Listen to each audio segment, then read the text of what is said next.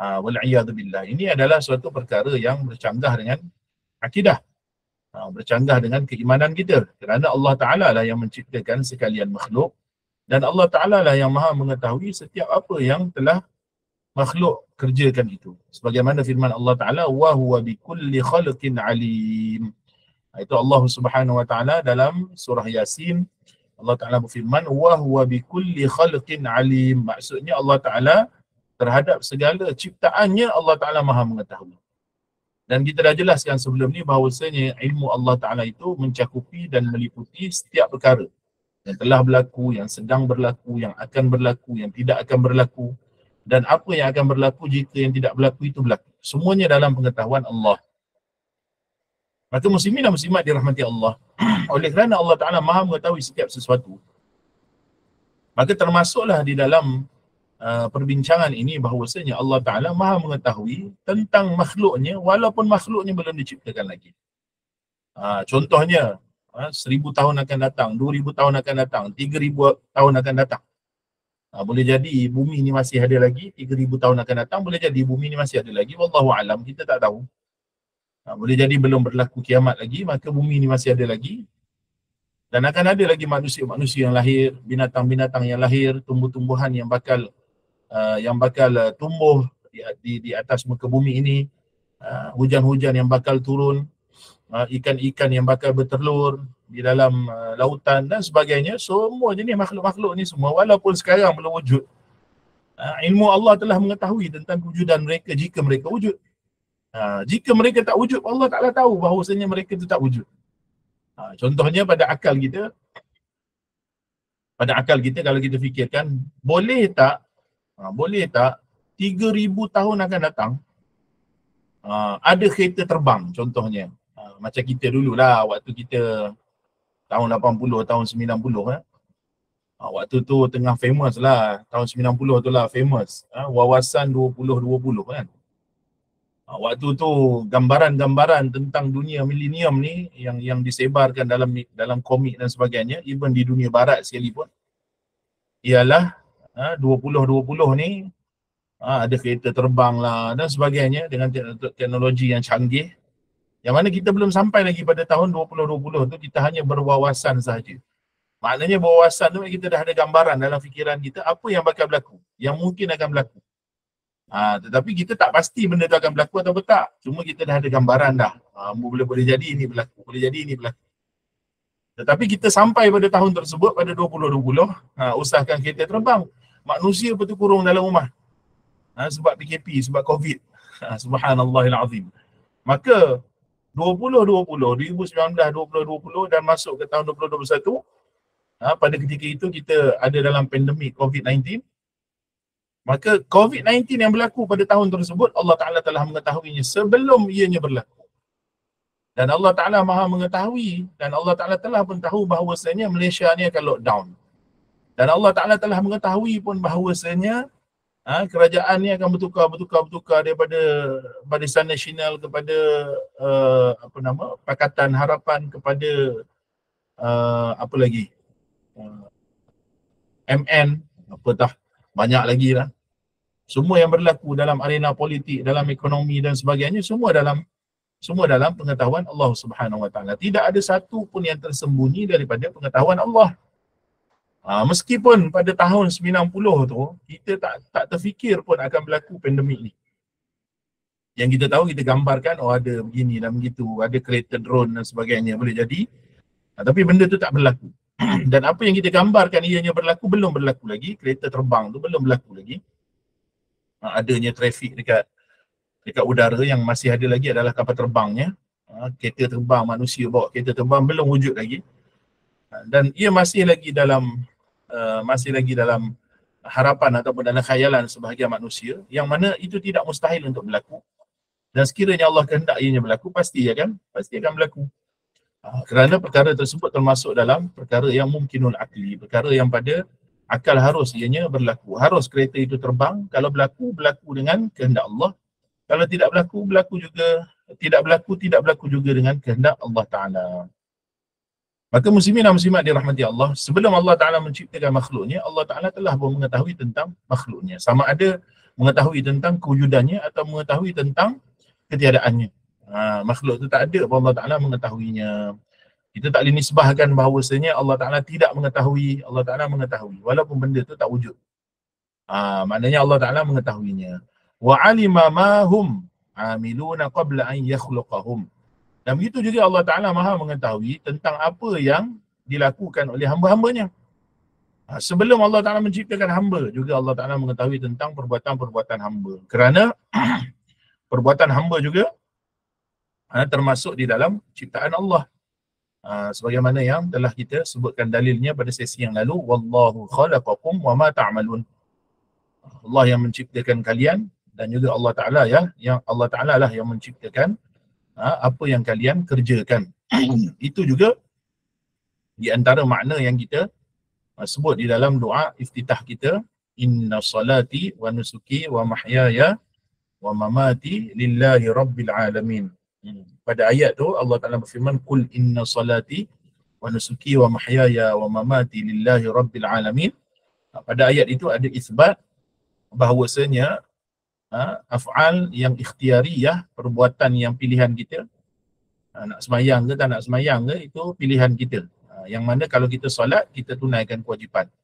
Kalau kita tak solat, kita akan diazab terhadap perbuatan kita tersebut. Berhak diazab. Begitu juga perbuatan yang tidak ikhtiariyah, af'al yang ghair ikhtiariyah, seperti kematian. Inna salati wa nusuki wa mahyaya. Wa mahyaya itu kehidupan kita. Kehidupan kita bukan pilihan kita. Kita bukan pilih kehidupan kita. Kita tak pilih siapa mak kita. Kita tak pilih siapa ayah kita. Kita tak pilih bangsa kita. Kita tak pilih negeri kita. Dilahirkan, hospital mana, bagaimana dilahirkan. Itu semua adalah perkara yang berlaku juga dengan kehendak Allah. Inna salati wa nusuki wa mahyaya wa mamati lillahi rabbil alamin. Maknanya, apa yang kita kerjakan dengan ikhtiar kita, dengan pilihan kita, atau yang bukan dengan ikhtiar kita, seperti degupan jantung dan sebagainya, semua adalah dengan ciptaan Allah. Maka sebelum Allah Ta'ala menciptakan setiap sesuatu, Allah Ta'ala telah mengetahuinya. Juga perbuatan makhluk, sebelum makhluk mengkasapkan, okay, ataupun kasab ni, kalau kita nak faham kasab ni ialah, kata para ulama, ialah apabila hamba mengarahkan niat dia, tujuan dia untuk melakukan suatu perbuatan, itulah dipanggilkan kasab. Kita nak angkat tangan, lalu kita angkat tangan. Perbuatan kita mengangkat tangan itu dipanggil kasab. Tapi tangan kita ni diangkat, tangan kita ini adalah ciptaan Allah. Allah yang ciptakan perbuatan angkat tangan ni. Bukan kita yang cipta. Kerana ada je manusia, dia kasab nak angkat tangan, tapi tangan dia lumpuh, tak boleh angkat. Itu berarti makhluk ini tidak mencipta perbuatan mereka. Kata pengarang, wa amarahum bi ta'atihi wa nahahum an ma'siyatihi. Dan kata pengarang, Allah Ta'ala itu dia telah memerintahkan sekalian hambanya supaya mentaatinya, dan Allah Ta'ala telah melarang hamba-hambanya daripada bermaksiat kepadanya. Di sini ada poin-poin penting yang perlu kita faham. Okay. Bukan semua perintah adalah kehendak. Kita kena faham ni. Ini masalah yang penting dalam akidah. Okay. Yang mana ada sebahagian manusia yang gagal memahami akidah. Dia kata, dah kalau Allah perintah, mesti Allah kehendak. Tak. Allah perintah manusia dan jin yang mukallaf ini supaya mentaatinya. Sebagaimana yang Allah Ta'ala berfirman dalam Al-Quran, wa ma khalaqtul jinna wal insa illa liya'budun. Perintah Allah dalam Al-Quran, Allah Ta'ala berfirman, wa ma khalaqtul jinna wal insa illa liya'budun. Dalam surah Az-Zariyat ayat 56. Yang mana makna ayat ini apa? Makna ayat ini adalah hikmah penciptaan jin dan manusia. Bukan makna Allah Ta'ala ciptakan jin dan manusia ni Allah kehendak semuanya menyembah Allah, tidak. Tapi maknanya adalah liya'murahum liya'murahum bi'ibadatihi, iaitu adalah untuk supaya diperintahkan mereka ini beribadah kepada Allah. Wa anhahum an ma'siyatihi, dan supaya dilarang akan mereka itu melakukan maksiat kepadanya. Tetapi di sini kita kena faham, perintah Allah bukan kehendak. Bukan kehendak Allah. Maksudnya apa? Sebagian orang dia gagal faham, dia kata apa? Dia kata, dah Allah perintahkan manusia beriman, maknanya sepatut semua manusia beriman. Itu Mu'tazilah pun pegang gitu. Lalu dia kata, bila Allah perintah, maka Allah kehendak. Jadi sekarang ni, oleh kerana Allah berkehendak manusia semua beriman, tetapi ada manusia yang kufur. Ini Mu'tazilah jenis pertama yang kita dah bincang sebelum ni. Mu'tazilah yang meyakini bahawasanya makhluk ni cipta perkara yang buruk-buruk je. Maka mereka kata Allah Ta'ala perintah kita beribadah, maknanya Allah dah kehendak dah kita beribadah. Kemudian kita tak beribadah. Bila kita tak beribadah, maknanya kitalah yang salah. Dia kata kitalah yang salah tu dengan makna kitalah yang ciptakan perbuatan maksiat tu, bukan Allah. Sebab tu pengarang bawa datang perkataan ni, wa amarahum bi ta'atihi wa nahahum an maksiatih, supaya kita faham. Allah Ta'ala perintah bukan makna Allah kehendak. Contoh, Allah Ta'ala perintah Iblis. Allah Ta'ala perintah Iblis supaya Iblis itu sujud pada Adam. Adakah Iblis sujud pada Adam? Tidak. Adakah Iblis sujud pada Adam? Tidak. Baik. Perbuatan Iblis tidak sujud pada Adam itu siapa yang cipta? Allah juga. Allah juga. Okay? Allah yang ciptakan. Allah yang tidak kehendak supaya Iblis sujud kepada Adam. Allah yang tak kehendak. Mengapa Allah Ta'ala tidak kehendak? Kerana Allah Ta'ala dia yang mentadbir makhluknya. Dia mentadbir makhluknya. Maka dia berhak untuk menjadikan makhluknya ini satu makhluk taat, satu makhluk bermaksiat. Kerana kita di bawah pentadbiran Allah. Siapa kita nak mempertikaikan Allah? Gitu kita faham. Sebagai ahli sunnah, kita kena faham gitu. Bila mana Allah Ta'ala melakukan perkara kepada hambanya, menciptakan perkara bagi hambanya, yang baik-baik ni, maka itu adalah dengan kehendak Allah, dengan penciptaan Allah, dan ia berlaku dengan redha Allah, dan itu adalah kurniaan buat kita. Bila ianya kurniaan buat kita, maka kita syukur pada Allah. Sekarang ni Allah Ta'ala kehendak kita Islam, Allah kehendak kita iman, Allah kehendak kita dalam majlis ilmu, Allah kehendak kita mengaji akidah, Allah kehendak kita supaya belajar akidah ahli sunnah sungguh-sungguh. Ini semua berlaku dengan kehendak Allah ni. Hari ni kita duduk dalam majlis ilmu, dengar baca akidah tahawiyah, semua ni adalah kehendak Allah. Dan Allah Ta'ala kehendak ianya berlaku, maka berlakulah pengajian malam ni berlaku. Tak ditangguhkan pengajian malam ni. Yang hadir dalam pengajian ni hadirlah, alhamdulillah. Ini semua nikmat daripada Allah. Tak wajib pun Allah Ta'ala bagi kita mengaji malam ni, tapi Allah Ta'ala bagi juga kita mengaji malam ni, maka itu berlaku dengan kurniaannya. Ada sebagian orang malam ni tak pergi mengaji. Dia buat apa? Dia pergi kelab malam. Contohnya, kita dah hantar link pergi mengaji pun dia pergi kelab malam. Kita hantar link pergi mengaji pun dia pergi karaoke. Kita hantar link pergi mengaji pun dia buat lagi perkara-perkara yang lara. Siapa yang kehendak dia buat perkara lara tu? Allah juga. Allah yang ciptakan perbuatan mereka. Tetapi Allah cipta tanpa redanya. Allah cipta mereka dalam keadaan itu supaya Allah Ta'ala mengazabkan mereka kelak. Lalu timbul persoalan daripada sebagian orang yang tidak memahami. Dia kata, dah Allah ciptakan benda tersebut, kenapa Allah Ta'ala nak mengazabkan mereka? Di sinilah yang kita perlu faham, yang diulang-ulang dalam akidah mursyidah tu. Di sini kita perlu faham sungguh-sungguh. Okay? Allah Ta'ala bila dia menciptakan perkara yang tidak baik kepada hambanya, pertama kita kena faham, dia ciptakan itu adalah dengan kehendaknya. Tetapi bukan dengan redanya. Bererti Allah Ta'ala menciptakan mereka berbuat perkara yang tidak baik, kemudian Allah Ta'ala mengazabkannya, itu berlaku dengan keadilan dia. Di sini yang perlu kita faham terma. Kalau mengaji, insya-Allah dia faham. Kalau tak mengaji, dia tak faham. Okay? Terma, apa makna terma tu? Iaitu terma bahawasanya Allah Subhanahu wa taala itu Maha Adil. Apa makna adil? Apa makna adil? Adil ni bukan sama rata. Itu satu. Dan adil ni bukan ikut suka kita.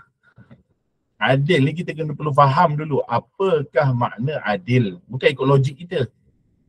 Sebelum logik kita kena dahulukan dulu nas, dahulukan syarak dulu. Lepas dahulukan syarak, baru kita faham dengan akal. Bukan akal kita ni faham, datang faham sebelum nas.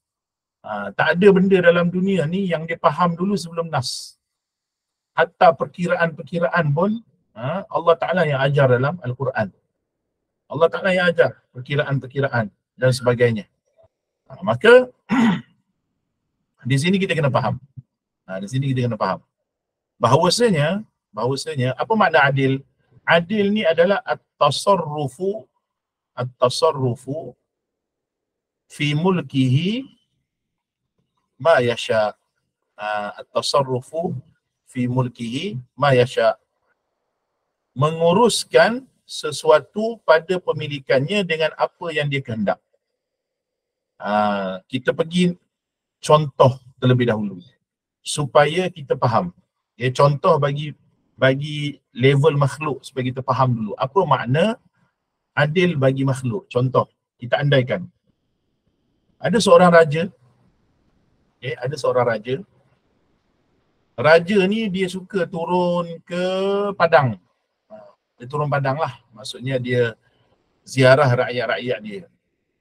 Setiap kali dia turun, dia bawa duit lah. RM100,000 dia bawa cash dalam dia punya bag.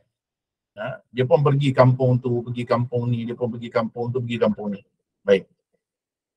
Dia berkumpulkan rakyatnya. Dia kumpulkan rakyatnya. Baik. Kemudian raja ni kata, baiklah hari ni better berkenan untuk memberikan RM100 setiap seorang. Jadi semua orang kampung turun jom menghadap raja ni. Semua orang menerima RM100. Itu maknanya sama rata. Itu maknanya sama rata. Sebab setiap orang dapat 100. Tak kira tua, muda, sakit, sihat, miskin, kaya, semua dapat 100. Semua dapat 100. Maka raja tersebut bila dia beri 100, itu semua dapat 100. Ada tak di kalangan kita yang mempertikaikan? Ada, mesti ada. Mesti ada. Mesti akan dia kata, kenapa yang kaya mendapat? Kenapa kita orang miskin dapat 100 juga, yang kaya dapat 100 juga? Patut yang kaya tu dapat 100, yang miskin dapatlah 200.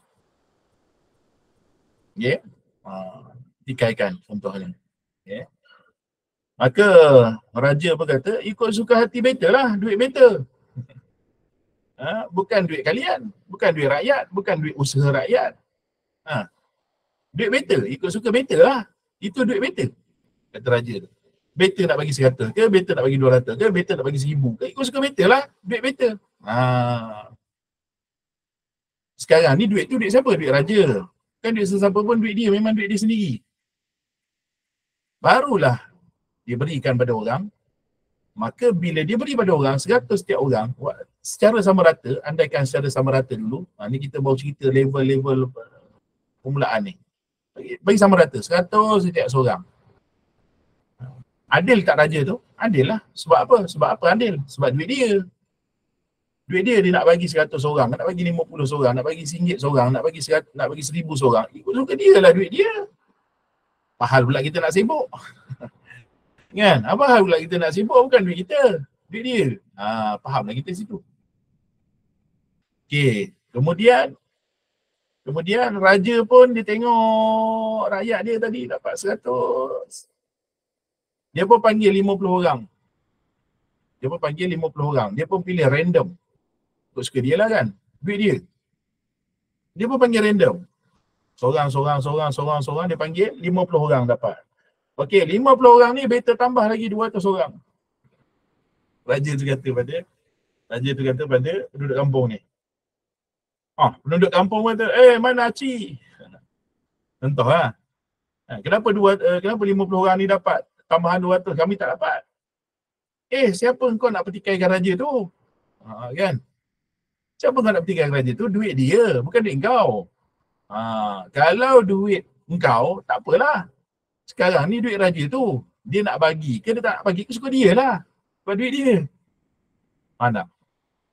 Walaupun kau tak puas hati, sebab nafsu kan, nafsu tak puas hati kan.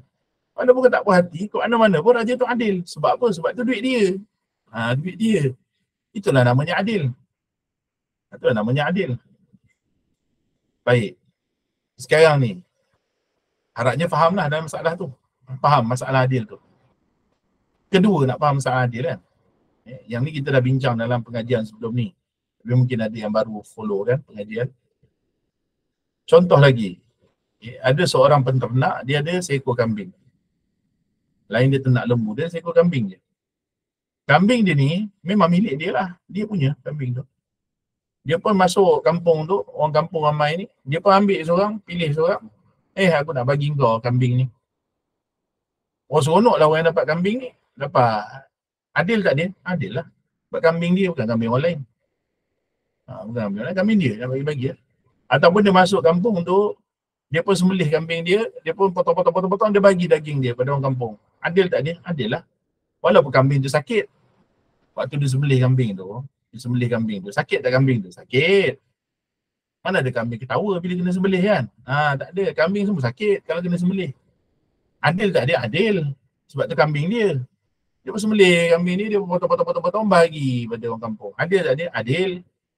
Adil.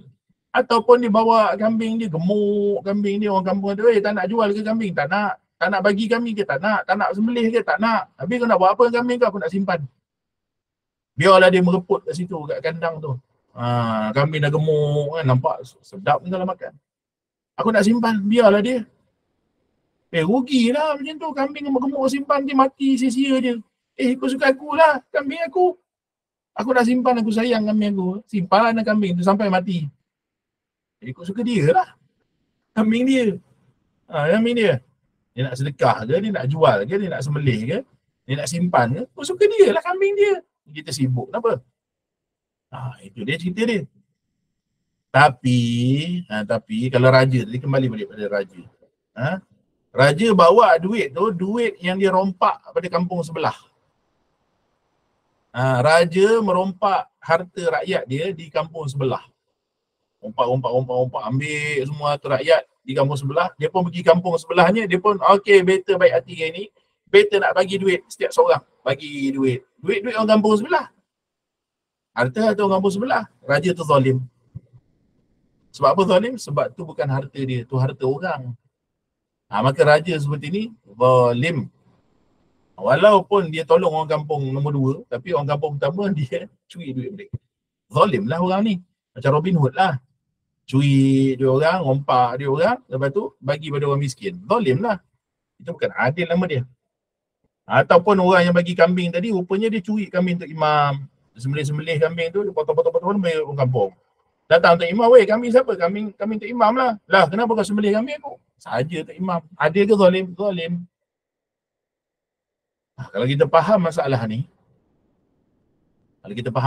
maknanya kita fahamlah terlebih-lebih lagi hak Tuhan.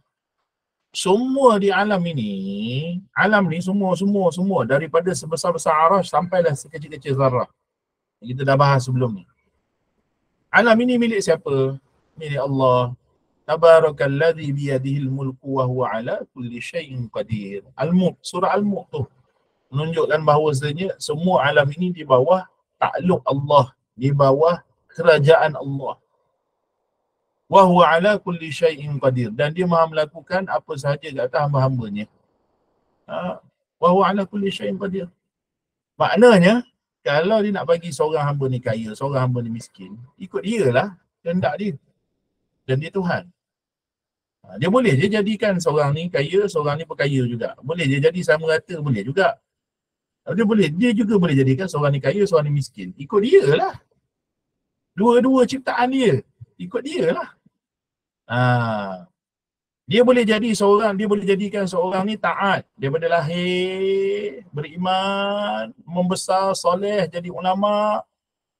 Jadi ulama, beriman, mati husnul khatimah. Masuk syurga, Jannatul Firdaus. tanpa azab, tanpa hisab. Masuk dia, hamba tu. Dia adil. Kalau dia ciptakan seorang hamba pula, hamba ni pula daripada kecil tak pernah beriman. Membesar jadi mukallaf, dah balik, dah berakal, tak beriman juga, nyembah berhala juga. Nyembah berhala, buat maksiat, tiap malam, pergi kelab malam, minum arak, isap dadah, berzina, sebagainya, berjudi. Kemudian hamba ni mati. Dalam keadaan su'ul khatimah. Mati dia. Diazab dalam kubur. Sampailah api neraka kelak. Diazab selama-lamanya. Tak berhenti. Diazab. Ikut dia jugalah. Hamba tu milik dia. Kita tak kata dia zalim kerana dia yang ciptakan kemudian diazabkan. Dah ikut dia lah, hamba dia. Lainlah kalau yang diazabkan tu bukan ciptaan dia, mana ada. Dekat alam ni semua ciptaan dia. Mana ada yang Allah Ta'ala azabkan dalam api neraka yang manusia yang bukan ciptaan dia, ciptaan lainnya. Kalau ada orang beriktikad, oh itu ciptaan orang lain, kufur pula dia. Kerana dia menisbah ada dua pencipta. Maka semua ni ciptaan Allah. Semua ciptaan Allah. Jadi Allah Ta'ala memerintahkan semua ciptaannya yang mukallaf ini untuk beribadah padanya. Untuk taat padanya, untuk menyembahnya. Tapi bukan bermakna Allah Ta'ala kehendak semua beriman. Allah Ta'ala kehendak semua buat baik. Tak. Jadi kita yang kita realize kita sekarang berada dalam keadaan beriman. Nikmat yang paling besar. Iman pada Allah. Dan kita realize bahawasanya kita mendapat nikmat hidayah daripada Allah. Hargailah nikmat tu. Ramai orang tak hargai nikmat dia lahir dalam keluarga Islam. Mak ayah dia Islam, dia lahir dalam keadaan Islam. Kerana mereka tak pernah berfikir tentang hari akhirat. Mereka tak pernah bertafakur. Mereka tak pernah buat muhasabah. Untungnya dia lahir dalam keadaan Islam. Berapa ramai manusia yang lahir dalam keadaan kufur, wal'iyadzubillah, dan mereka mati dalam keadaan kufur. Kita lahir dalam keadaan beriman, tapi ramai yang mensisirkan nikmat iman. Subhanallah. Subhanallah.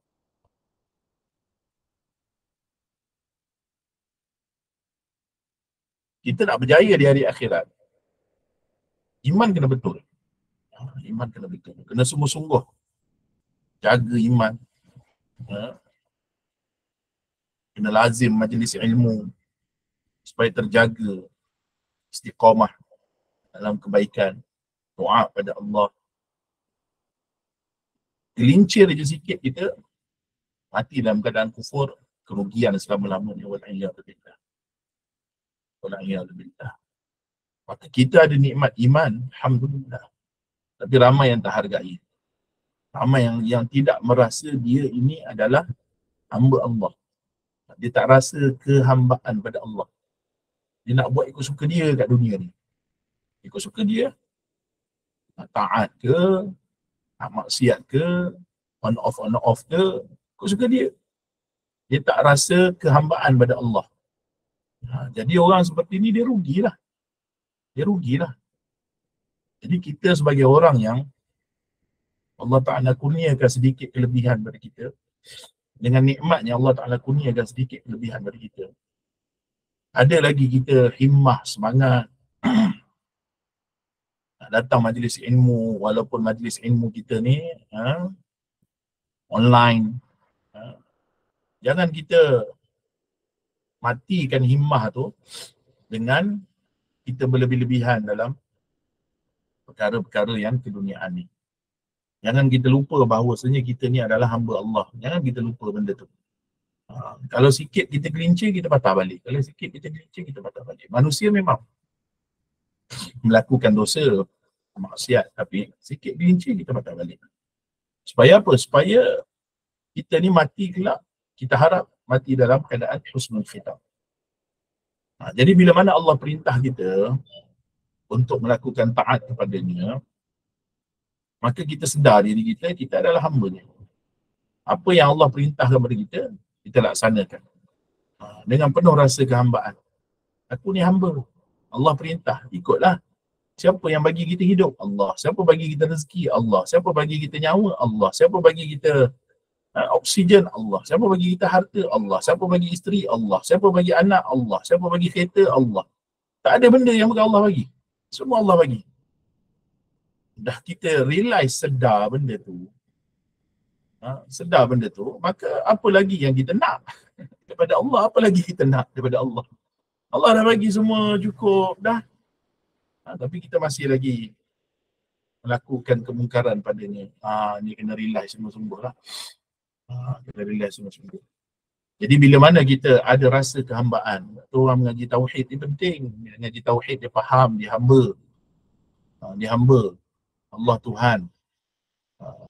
Walaupun orang di luar sana, antara kebanyakan yang sebahagian daripada mereka itu jahil, yang tak mengaji, kita kena pandang mereka dengan rasa kasihan. Ajak dia. Jangan lupa ajak kawan-kawan kita, orang yang kita kenal, mengaji ya.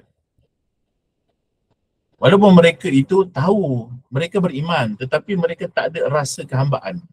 Rasa kehambaan tu dia kena develop juga. Dia bukan tiba-tiba.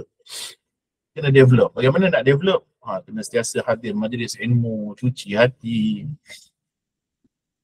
doa pada Allah, supaya Allah kurniakan rasa tu. Bila Allah kurniakan rasa tu, kita nak melangkah satu langkah pun kita fikir. Kita nak buat satu benda pun kita fikir. Bila kita dah ada rasa kehambaan pada Allah Ta'ala. Maka bila mana kita faham tentang masalah adil ini, maka syukurlah kita kepada Allah Subhanahu Wa Ta'ala, kerana Allah Ta'ala jadikan kita lagi di kalangan orang-orang yang masih lagi beriman. Alhamdulillah. Yang masih lagi diberikan bumbung untuk kita berteduh. Alhamdulillah. Yang masih lagi memberikan makan untuk kita suap pada diri kita, anak kita, isteri kita. Alhamdulillah. Masih lagi beri kenderaan pada kita untuk bergerak. Alhamdulillah. Maka dengan semua nikmat yang Allah bagi ni, kita buatlah taat pada Allah. Allah tak berhajat pun pada amal ibadah kita ni. Allah tak berhajat pun. Kita buat amal untuk diri kita, untuk kebaikan kita.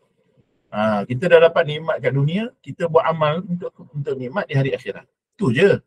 Kalau kita dapat nikmat dunia, tapi kita ingkar Allah, esok kita dapat balasan di hari akhirat, rugilah kita. Tapi kalau kita dapat nikmat dunia, nikmat tu kita guna untuk taat, maknanya kita dah dapat nikmat dunia, nikmat akhirat kita dapat. Itu yang seronok tu. Itu yang kita doa pada Allah. Rabbana atina fid dunya hasanah. Itulah hasanah di dunia tu. Itulah hasanah dunia tu. Kita dah dapat nikmat pada Allah, dan sama-sama kita dapat juga kebaikan yang lain. Kebaikan iman, kebaikan taat, kebaikan ada guru, ada murabbi, kebaikan ada ahli keluarga yang soleh, yang sentiasa ingatkan kita kalau kita salah. Kawan-kawan kita yang soleh yang sentiasa ingatkan kita kalau kita salah, sentiasa ajak kita pada perkara kebaikan. Tu Rabbana atina fid dunya hasanah. Itulah hasanah tu, jangan pandang materialistik je. Hasanah tu termasuklah Allah Ta'ala bagi kita guide kita, sebagaimana hadis Nabi SAW, may yuridillahu bihi khairan yufaqihu fid din.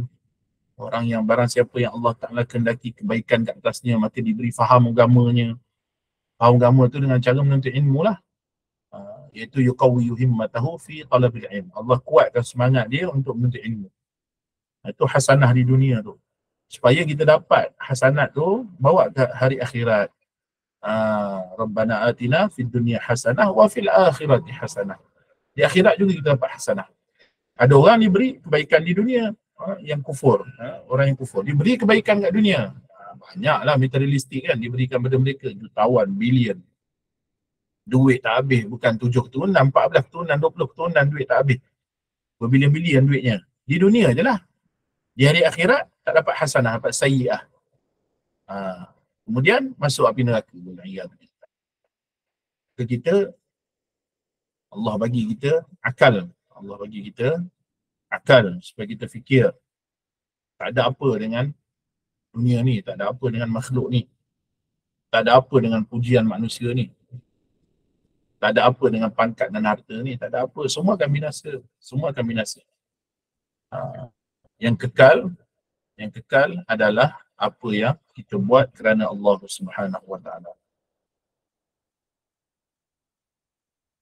Kemudian kita kena faham juga di sini, kerana kita masih lagi dalam pembahasan sifat ilmu Allah. Bila mana Allah Ta'ala berfirman, liyabluwakum ayyukum ahsanu amala. Okey, makna firman Allah, liyabluwakum ayyukum ahsanu amala, Allah Ta'ala menimpakan ujian. Ujian kat sini dengan makna balak, musibah. Okey, ikhtibar, imtihan, ujian. Okay. Tapi ujian ni orang Melayu dia faham lain. Orang Arab dia faham lain. Balak, musibah, ikhtibar, imtihan, faham lain. Okay. Bila mana Allah timpakan balak dan musibah, okay, Allah Ta'ala dah tahu natijah belum? Dah. Kita akidah Ahlussunnah kena pegang betul-betul, kena faham betul-betul. Bila Allah Ta'ala timpakan ujian pada kita, Allah Ta'ala dah tahu ke hasil dia? Dah. Kerana dia yang ciptakan. Kita ni Allah Ta'ala dah tahu tak kita ni ke neraka ke syurga? Dah. Kita ni bila Allah Ta'ala timpakan ujian, Allah Ta'ala tahu tak kita ni sabar ke tak sabar? Allah Ta'ala tahu, sebab kita dah sebut dah tadi dalam matan ni. Allah Ta'ala sebut dah, wa alima ma hum amiluna qabla an yakhluqahum. Sebelum Allah Ta'ala cipta tu, Allah Ta'ala dah tahu dah. Allah Ta'ala tahu dah. Sebab tu dia matan ni sekali ni. Allah Ta'ala tahu dah. Bila Allah Ta'ala berfirman, liyabluwakum ayyukum ahsanu amala. Okey, ayyukum ahsanu amala tu bukan kembali pada Allah. Bukan makna Allah Ta'ala bagi ujian supaya Allah Ta'ala tahu, supaya ni kena hati-hati ni. Dalam sebahagian terjemah dan sebahagian kefahaman orang yang tak faham akidah. Ngaji akidah ni biar reti. Ulama tekan, ngaji akidah biar reti kat mana dia punya point dia, kat mana dia punya tempat perbahasan dia, titik perbahasan dia, mana hak Allah, mana kita cerita tentang makhluk. Bila Allah Ta'ala berfirman, liyabluwakum ayyukum ahsanu amala, bukan makna Allah Ta'ala tak tahu lagi bila Allah timpakan ujian. Allah Ta'ala tak tahu lagi, oh mana satu hamba aku yang betul, mana satu hamba aku yang soleh, mana satu hamba aku yang sabar, mana satu hamba redha, mana satu hamba kufur. Tak, bukan begitu maknanya. Allah Ta'ala dah tahu dah. Kita sebelum Allah Ta'ala cipta kita, Allah Ta'ala tahu dah. Oh, hamba ni memang Allah Ta'ala dah tahu dah dia beriman. Hamba ni Allah Ta'ala tahu dah memang dia beramal soleh. Allah Ta'ala tahu dah hamba ni mati husnul khatimah. Allah Ta'ala tahu dah hamba ni masuk syurga. Allah Ta'ala tahu dah. Kan? Habis ayyukum ahsanu amala tu pada siapa? Kembali pada kita. Supaya kita ni tahu di antara kita ni siapa yang lebih baik di kalangan kita. Ada sebagian orang kita lihat, oh dia ni ditimpa ujian tak sabar, tak redha. Kita buatlah pengajaran. Itu yang orang Melayu kata. Orang Melayu kata, apa yang baik kita ambil pengajaran. Kan? Apa yang tak baik kita buat sempadan. Itu makna dia. Ahsanu amala tu bukan maknanya tak tahu lagi siapa yang baik amalannya, siapa yang buruk amalannya. Tak, Allah Ta'ala dah tahu dah. Siapa buruk, siapa baik, Allah Ta'ala tahu dah. Kita yang tak tahu. Jadi bila kita tak tahu, bila Allah timpa ujian, maka kitalah yang nak tahu. Adakah kita ni, sepatutnya kita tilik diri kita lah lebih lagi ya. Adakah kita ini, bila kita ditimpa ujian, balak, bila kita ditimpa ujian, adakah kita ini, kasab kita ini, diri kita ini meredai ujian tu. Meredai ujian tu. Sebab tu, orang yang redha dengan ujian, sabar dengan ujian, tidak i'tirad, tidak membantah Allah, maka Allah Ta'ala berfirman dalam ayat yang lain. Allah puji orang beriman. Allah puji orang beriman. Yang mana orang beriman tu, idza asabathum musibatun qalu inna lillahi wa inna ilaihi raji'un. Bila kita ditimpa musibah, maka mereka berkata inna lillahi wa inna ilaihi raji'un. Bukan setakat cakap je. Tu pegangan tu. Inna lillahi wa inna ilaihi raji'un. Tu pegangan tu, iman kita tu. Kita ni milik Allah. Allah Maha melakukan apa sahaja pada hamba-Nya. Maka bila Allah Ta'ala matikan hamba-Nya, orang kita sayang ke, kita redha, sabar. Bila Allah Ta'ala timpakan kemiskinan, bila Allah Ta'ala timpakan bankruptcy, kalau dahulu kita senang, tiba-tiba bankrupt, siapa yang kendak benda tu? Allah lah. Allah jadikan. Jangan kita membantah Allah. Ada sebagian orang dia membantah Allah. Wala'iyadzubillah. Dia kata, ya Allah. Ada sebagiannya. Bila bankrupt, ya Allah, aku semayang 5 waktu sehari, solat duha sampai 6 rakaat, 8 rakaat sehari. masih lagi engkau berikan kami miskin. Wal'iyadzubillah. Dia bantah Allah. Kita ni bila buat taat, yang dalam matan disebut wa amarahum bi ta'ati. Kita buat taat, kita tunaikan ketaatan sebab apa? Bukan sebab kita nak duit. Kita buat taat kita bukan sebab nak duit, bukan sebab nak harta, bukan sebab nak rumah besar, bukan sebab nak pakai BMW. Kita buat taat kerana apa? Kerana Allah Ta'ala suruh. Dia Tuhan, kita hamba, kita buat taat. Itu makna dia. Itu makna dia. Jadi bila Allah timpakan ujian, macam mana sekali ujian, kita kena ingat. Kita ni hamba. Ujian macam mana pun timpa pada kita. Kita hamba. Tetap juga kita kekal dalam keadaan taat. Bukannya kita ni naik turun. Bila susah ingat Allah. Kan? Bila senang tak ingat Allah. Wal'iyadzubillah. Itu penting ngaji akidah tu. Ngaji akidah tu bukan takat kita ni atas apa nama on surface je, permukaan je kita mengaji. Tak. Akidah ni kena penghayatan juga. Jadi Allah Ta'ala berfirman, wabashiris sabirin. Orang yang beriman tu Allah Ta'ala uji. Berikan berita gembira kepada orang-orang yang sabar. Sabar tu orang beriman lah. Iman. Maka kena hati-hati kena hati-hati dalam masalah ni. Liyabluwakum ayyukum ahsanu amala tu adalah supaya kita yang mengetahui di kalangan kita ni, especially diri kita sendiri, adakah kita ni menjadi orang yang amalnya itu baik. Okay. Baik, sampai sini saja malam ni. Barakallahu fikum. Kita akan bincang lagi dalam masalah takdir. Sebab lepas ni akan bincang pasal takdir dengan lebih panjang. Wa kullu syai'in yajri bi taqdirihi wa masyiatihi. Yang ni nanti kita akan bincang lagi insya-Allah. Ada soalan ke yang berkaitan? Ada yang tak faham? Assalamualaikum Ustaz. Waalaikumsalam warahmatullahi wabarakatuh. Nak tanya tadi Ustaz ada sebut